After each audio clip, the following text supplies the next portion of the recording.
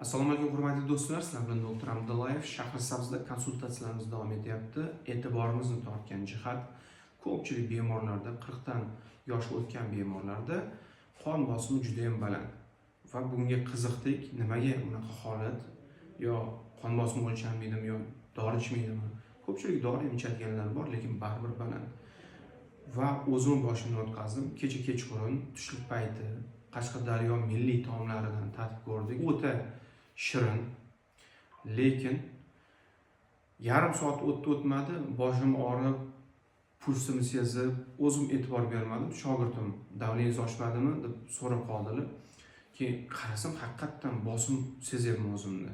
Davleniya o'lchadik baland. Aytmoqchi bo'lganim, qashqadaryolik yurtdoshlarimizga yetkazib qo'yamiz. Milliy taomlarni me'yorida iste'mol qiling. O'ta sho'r yoki o'ta yog'li bo'lgan taomlardan ehtiyot bo'lamiz va qon bosimini nazoratda ushlaymiz. Bu hayotingiz uchun juda ham xatarli va kerakli dorilarni ichib yurishingizni tavsiya qilamiz. Sizlar bilan doktor Abdullayev.